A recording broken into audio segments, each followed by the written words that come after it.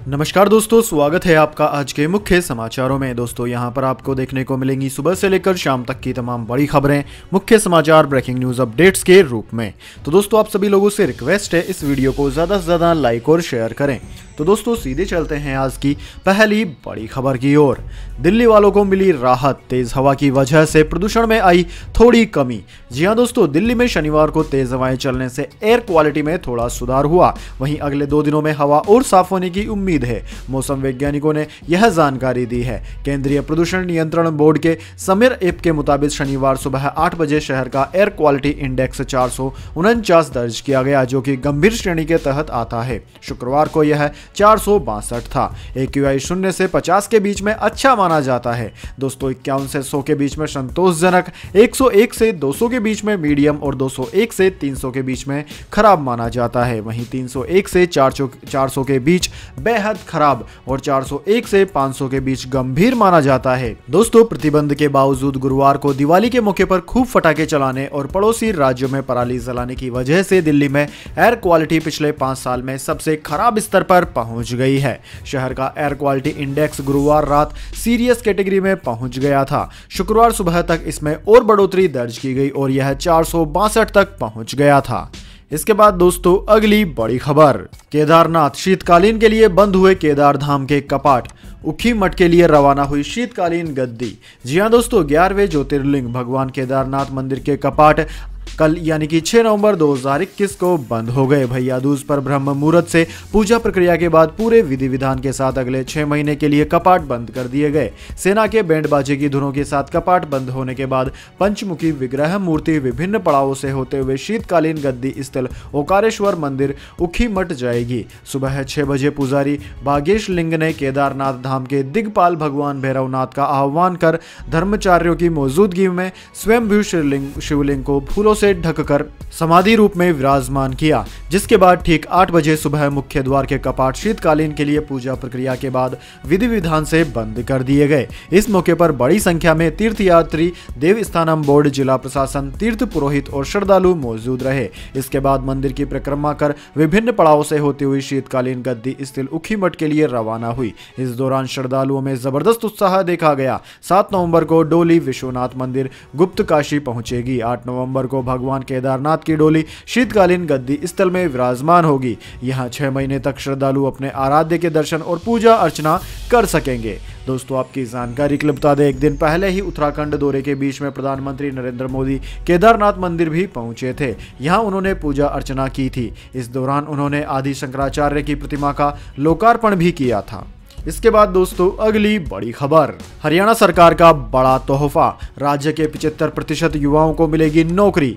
जी हां दोस्तों, हरियाणा में निजी उद्योगों में 75% नौकरियां स्थानीय युवाओं को देने के कानून की अधिसूचना जारी कर दी गई है। राज्य के निजी उद्योगों में अब 50,000 रुपए नहीं बल्कि 30,000 रुपए तक की नौकरियों में प्रवेश के युवाओं को 75% आरक्षण दिया जाएगा। इसे राज्यपाल की ओर से पहले ही मंजूरी मिल चुकी थी, लेकिन ऐलान उपचुनाव में आचार संहिता लागू होने की वजह से रोक दिया गया था। वहीं दोस्तों उप मुख्यमंत्री दुष्यंत चौटाला ने बताया कि आचार संहिता खत्म होने के बाद राज्य सरकार ने 75% स्थानीय आरक्षण की अधिसूचना जारी कर दी है। हरियाणा राज्य स्थानीय उम्मीदवारों को रोजगार अधिनियम 2020 के तहत 15 जनवरी 2020 से इस कानून को पालन किया जाएगा। इस नियम के तहत विभिन्न कंपनियों, समाजों, ट्रस्टों और फर्मों में स्थानीय उम्मीदवारों के लिए 75% नई नौकरियों के आरक्षण का प्रावधान रखा गया है।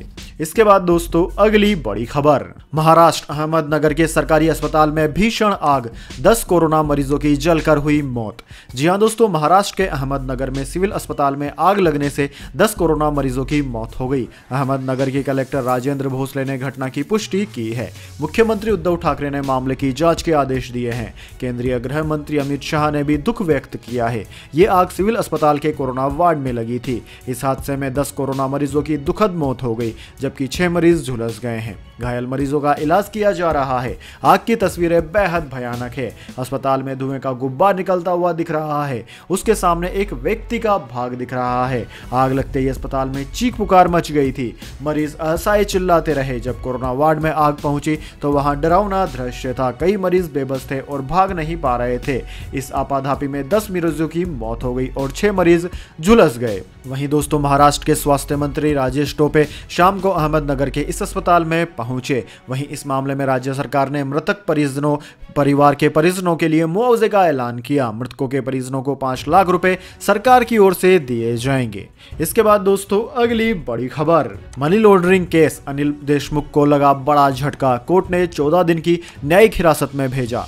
जी हां दोस्तों, महाराष्ट्र के पूर्व गृह मंत्री अनिल देशमुख को विशेष पीएमएलए कोर्ट ने 14 दिन की न्यायिक हिरासत में भेज दिया है। अनिल देशमुख को मनी लॉन्ड्रिंग केस में गिरफ्तार किया गया था। दोस्तों, आपकी जानकारी के लिए बता दें, 12 घंटे की पूछताछ के बाद महाराष्ट्र के पूर्व गृह मंत्री अनिल देशमुख को गिरफ्तार किया गया। मुंबई के पूर्व पुलिस कमिश्नर परमबीर सिंह ने महाराष्ट्र के मुख्यमंत्री उद्धव ठाकरे को चिट्ठी लिखकर दावा किया था कि अनिल देशमुख ने गृह मंत्री पद पर रहते हुए सचिन वाजे के जरिए हर महीने 100 करोड़ रुपए देने की मांग की थी। इसी मामले में ईडी ने अनिल देशमुख को पूछताछ के लिए बुलाया था। दोस्तों, आपकी जानकारी के लिए बता दें, बीते सोमवार को ईडी ने अनिल देशमुख को पूछताछ के लिए बुलाया था। जब वो 100 करोड़ की वसूली के मामले में संतोषजनक जवाब नहीं दे पाए तो उन्हें गिरफ्तार कर लिया गया। दोस्तों, आपकी जानकारी के लिए बता दें, अनिल देशमुख पर बीजेपी लगातार हमलावर है। अनिल देशमुख की गिरफ्तारी पर बीजेपी नेता किरीट सोमैया ने कहा कि अनिल देशमुख गिरफ्तार हो चुके हैं, अब औरों की बारी है। बेटे, दामाद, पार्टनर्स और अनिल परम समेत एनसीबी से लेकर शिवसेना तक फंड पहुंचता था। इसके बाद दोस्तों, अगली बड़ी खबर, 10 नवंबर से शुरू होगी अहमदाबाद रांची रूट पर फ्लाइट, इंडिगो से भर सकेंगे उड़ान। जी हां दोस्तों, अब झारखंड की राजधानी रांची से गुजरात के अहमदाबाद तक का सफर आसान हो जाएगा। दरअसल देश की सबसे बड़ी विमानन कंपनी इंडिगो 10 नवंबर से अहमदाबाद रांची रूट पर फ्लाइट्स का संचालन शुरू करेगी। दोस्तों, कंपनी ने शनिवार को जारी बयान में बताया कि अहमदाबाद रांची रूट पर उसकी फ्लाइट सप्ताह में 4 दिन संचालित होगी। गत 1 नवंबर से अहमदाबाद जोधपुर के बीच उसकी फ्लाइट शुरू हो चुकी है। इसके अलावा इंडिगो ने 2 नवंबर से बेंगलुरु, राजकोट, कोलकाता, कोयम्बटूर, दिल्ली, त्रिवेंद्रम और डिब्रूगढ़ दीमापुर रूट्स पर भी अपनी फ्लाइट्स शुरू कर दी है। इसके बाद दोस्तों, अगली बड़ी खबर, दिवाली पर टूटा 10 साल का रिकॉर्ड, 1.25 लाख करोड़ रुपए के सामानों की हुई बिक्री। जी हां दोस्तों, बाजार में इस साल दिवाली की जबरदस्त शॉपिंग हुई। कारोबारी समुदाय की संस्था federation of all India traders यानी कि केट के मुताबिक इस साल के कारोबारी आंकड़ों ने दिवाली पर पिछले 10 साल के बिक्री के रिकॉर्ड को तोड़ दिया है और त्योहारी कारोबार 1,25,000 करोड़ रुपए के लेवल पर पहुंच गया है। ट्रेडर्स बॉडी केट ने कहा कि दिवाली बिक्री ने पिछले 2 सालों से जारी आर्थिक मंदी को खत्म कर दिया। दिवाली कारोबार में जोरदार बिक्री से उत्साहित होकर अब व्यापारी 14 नवंबर से शुरू होने वाले शादियों के सीजन के लिए तैयारी कर रहे हैं। केट के राष्ट्रीय अध्यक्ष पीसी भरतिया और महासचिव प्रवीण खंडेलवाल ने कहा कि इस साल के दिवाली त्योहार में पूरे देश में लगभग 1,25,000 करोड़ रुपए का अनुमानित कारोबार हुआ, जो पिछले 1 दशक में अब तक का रिकॉर्ड आंकड़ा है। दूसरी तरफ अकेले दिल्ली में यह कारोबार करीब 25,000 करोड़ रुपए का रहा। इसके बाद दोस्तों, अगली बड़ी खबर, T20 वर्ल्ड कप के बाद इस आईपीएल टीम के हेड कोच बनेंगे रवि शास्त्री, मिलने जा रही है बड़ी जिम्मेदारी। जी हां दोस्तों, टीम इंडिया के हेड कोच रवि शास्त्री का कार्यकाल यूएई में खेले जा रहे T20 वर्ल्ड कप के बाद खत्म होने वाला है। इसी के साथ भारत को एक नए कोच के रूप में दिग्गज बल्लेबाज राहुल द्रविड़ का साथ मिलने वाला है। शास्त्री ने लंबे समय तक भारत की कोचिंग की, ऐसे में उन्हें काफी अनुभव हो गया है। शास्त्री जैसे ही भारत के कोच का पद छोड़ेंगे तभी उन्हें एक नई जिम्मेदारी मिलने वाली है। दोस्तों, क्रिकबज़ के मुताबिक टीम इंडिया के मुख्य कोच अब एक आईपीएल टीम के कोच पद को संभालने वाले हैं। दरअसल आईपीएल की अहमदाबाद फ्रेंचाइजी के रवि शास्त्री और उसके अधीन भारतीय टीम के अन्य सहयोगी स्टाफ सदस्यों के साथ अनुबंध करने की संभावना है। मुख्य रूप से गेंदबाजी कोच भरत अरुण और क्षेत्र रक्षण कोच आर श्रीधर भी शास्त्री के साथ अहमदाबाद के कोचिंग स्टाफ में शामिल होंगे। इस बात की जानकारी दुबई में सामने आई, जहां से पता चला है कि आईपीएल टीम के मालिकों के प्रमोटरों ने हाल ही में भारतीय टीम के कोचों से संपर्क किया। टीम के विश्व कप अभियान पर ध्यान केंद्रित करने वाले शास्त्री कोई ध्यान भंग नहीं करना चाहते थे और उन्होंने विश्व कप के अंत तक फैसला करने के लिए समय मांगा है। दोस्तों, आपकी जानकारी के लिए बता दें, आईपीएल के अगले सीजन से लखनऊ और अहमदाबाद नाम की 2 और नई टीमें आईपीएल खेलती हुई नजर आएंगी, जिसके बाद आईपीएल टीमों की संख्या 10 हो जाएगी। इसके बाद दोस्तों अगली बड़ी खबर, राहुल गांधी का सरकार पर निशाना, कहा विकास गाड़ी रिवर्स गियर में है और ब्रेक भी फेल है। जी हां दोस्तों, कांग्रेस के पूर्व अध्यक्ष राहुल गांधी अक्सर चर्चा में रहते हैं। इस बार कांग्रेस नेता ने प्रधानमंत्री नरेंद्र मोदी पर रसोई गैस की कीमतों में बढ़ोतरी के मुद्दे को लेकर निशाना साधा। उन्होंने शनिवार को ट्वीट करते हुए पीएम पर आरोप लगाया कि मोदी जी के विकास की गाड़ी रिवर्स गियर में है और ब्रेक भी फेल है। राहुल गांधी ने एक खबर का हवाला देते हुए दावा किया कि एलपीजी के दाम बढ़ने से लाखों परिवार चूल्हा फूंकने को मजबूर है। कांग्रेस नेता ने ट्वीट किया कि विकास के जुल्मों से कोसों दूर लाखों परिवार चूल्हा फूंकने पर है मजबूर।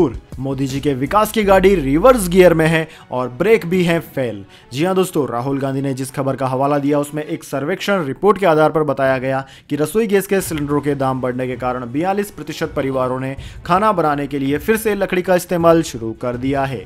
दोस्तों, आपकी जानकारी के लिए बता दें, पेट्रोलियम कंपनियों ने 6 अक्टूबर को एलपीजी सिलेंडर की कीमत में 15 रुपए की बढ़ोतरी की थी। साथ ही पेट्रोलियम कंपनियों ने 1 नवंबर को कमर्शियल रसोई गैस सिलेंडर की कीमत में 266 रुपए की बढ़ोतरी कर दी थी। इस बढ़ोतरी के बाद दिल्ली में एक गैर सब्सिडी वाले 14.2 किलोग्राम के घरेलू सिलेंडर की कीमत 899.5 रुपए, वहीं 5 किलो के घरेलू सिलेंडर की कीमत 502 रुपए है। वहीं दोस्तों 19 किलो वाले कमर्शियल सिलेंडर की कीमत तो 2000 रुपए को पार कर गई है। इसके बाद दोस्तों अगली बड़ी खबर, Suryavanshi box office collection, Akshay Kumar Katrina की सूर्यवंशी ने की बम्पर ओपनिंग, पहले दिन ही कमाई इतनी पहुंची।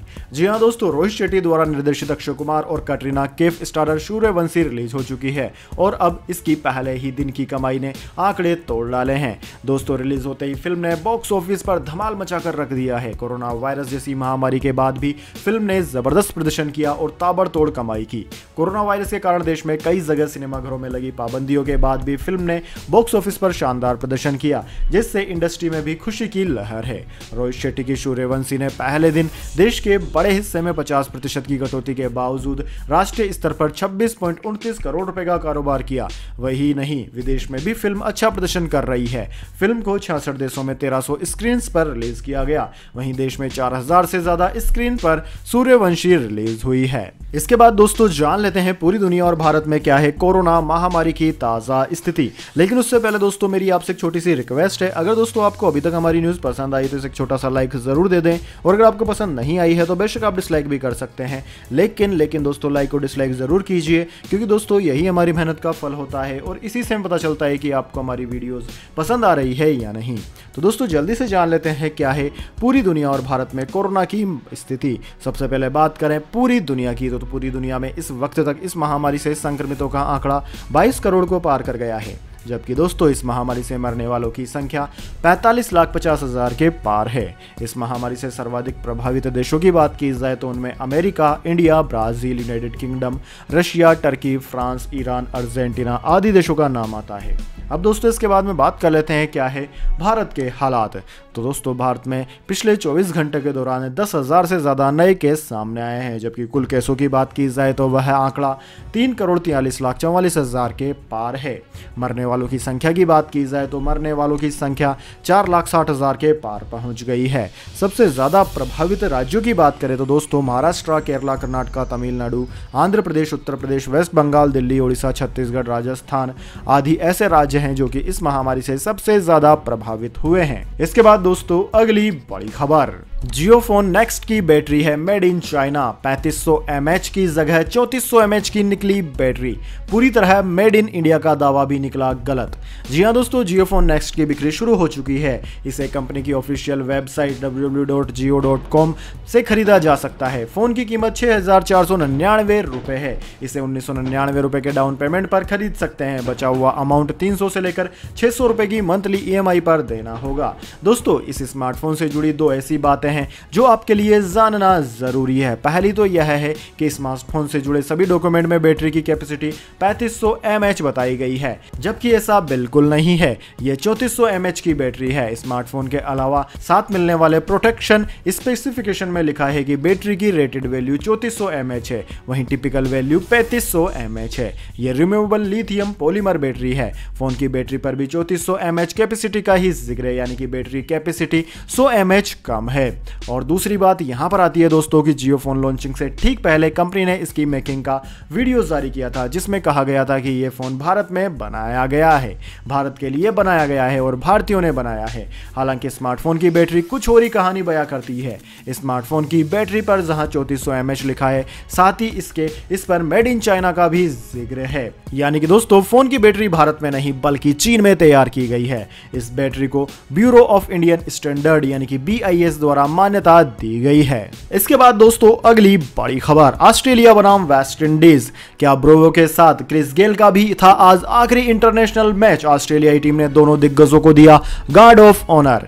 जी हां दोस्तों, ICC T20 विश्व कप में शनिवार को वेस्ट इंडीज की टीम को ऑस्ट्रेलिया के खिलाफ टूर्नामेंट के आखिरी मैच में भी हार का सामना करना पड़ा। इस टूर्नामेंट में वेस्ट इंडीज का सफर अच्छा नहीं रहा और वो 5 मैचों में से केवल 1 मैच ही जीत सकी। इससे निराश होकर टीम के दिग्गज खिलाड़ी डेवन ब्रावो ने गुरुवार को अंतर्राष्ट्रीय क्रिकेट से संन्यास लेने का ऐलान कर दिया। उन्होंने ऑस्ट्रेलिया के खिलाफ अपना आखिरी अंतर्राष्ट्रीय मैच खेला, जिसमें वह केवल 10 रनों का योगदान दे सके। कयास लगाए जा रहे हैं कि यूनिवर्स बॉस क्रिस गेल का भी यह आखिरी अंतर्राष्ट्रीय मैच हो सकता है। वेस्टइंडीज के 42 वर्षीय विस्फोटक बल्लेबाज क्रिस गेल T20 विश्व कप मैच में कुछ खास नहीं कर पाए। वे टूर्नामेंट के 5 मैचों में फ्लॉप रहे और एक भी बड़ी पारी नहीं खेल पाए। ऑस्ट्रेलिया के खिलाफ भी वह केवल 15 रनों का योगदान दे सके। ऑस्ट्रेलिया के खिलाफ मैच में आउट होने के बाद क्रिस गेल का अंदाज तो यही बयां कर रहा था कि वह इस मैच के बाद संन्यास ले सकते हैं। दोस्तों मैच के बाद इन दोनों खिलाड़ियों को ऑस्ट्रेलियाई टीम ने गार्ड ऑफ ऑनर भी दिया। इसके अलावा क्रिस गेल और डेवन ब्रावो आपस में जिस तरह गले मिले, ऐसा लग रहा था जैसे दोनों खिलाड़ियों का यह आखिरी अंतर्राष्ट्रीय मैच हो।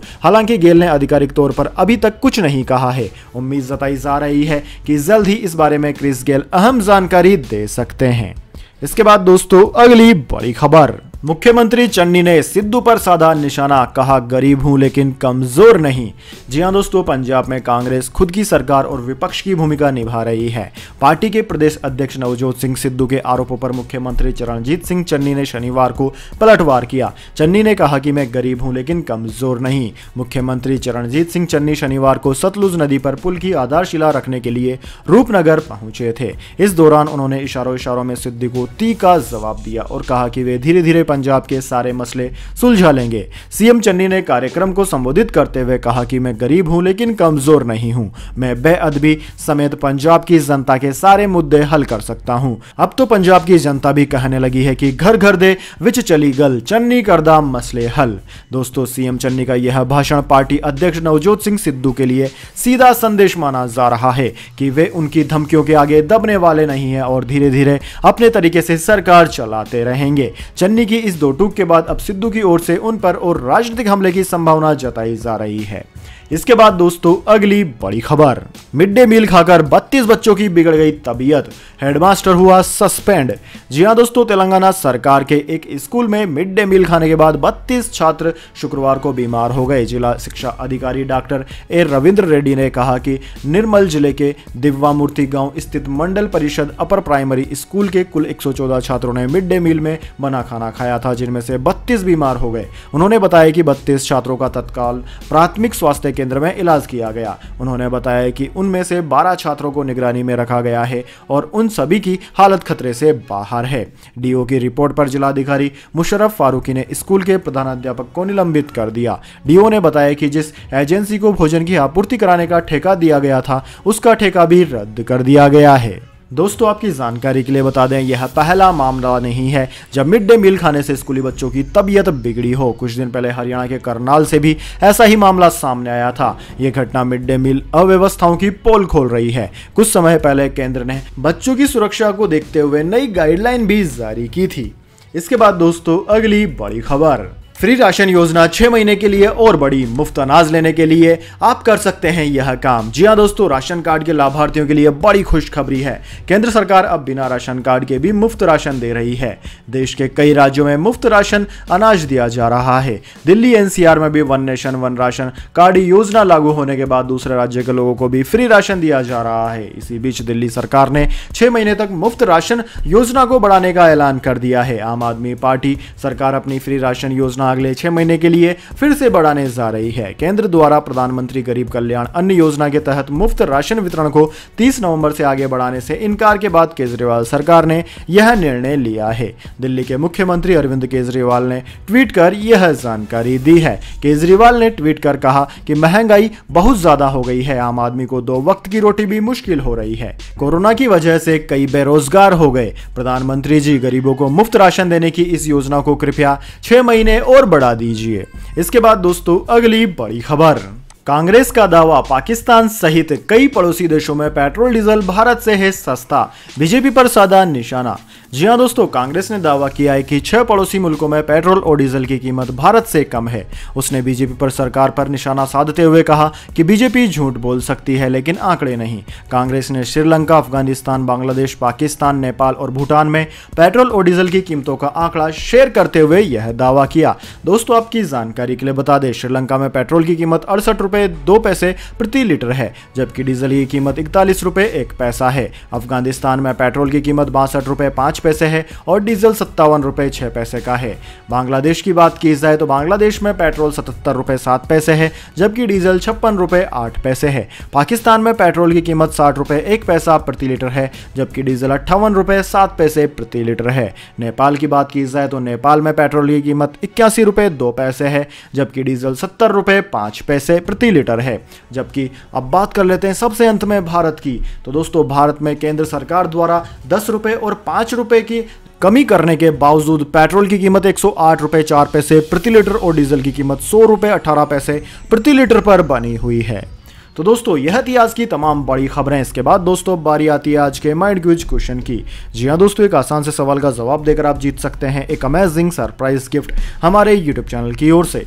तो दोस्तों आज का सवाल आपकी स्क्रीन पर आ चुका है। भारत में पेट्रोल इतना महंगा क्यों है? इस बारे में आपके क्या विचार हैं? इसके पीछे क्या कारण है? कमेंट बॉक्स में अपनी राय जरूर दीजिए। अगर दोस्तों आपका जवाब होता है एकदम सही और आप चुने जाते हैं लकी विजेता के रूप में, तो आपको मिल सकता है एक अमेजिंग सरप्राइज गिफ्ट हमारे यूट्यूब चैनल की ओर से। तो दोस्तों जल्दी से अपना उत्तर कमेंट बॉक्स में लिख दीजिए, वीडियो को लाइक कर लीजिए और चैनल को सब्सक्राइब करके बेल आइकन भी दबा लीजिए। धन्यवाद। वंदे मातरम। जय हिंद, जय भारत।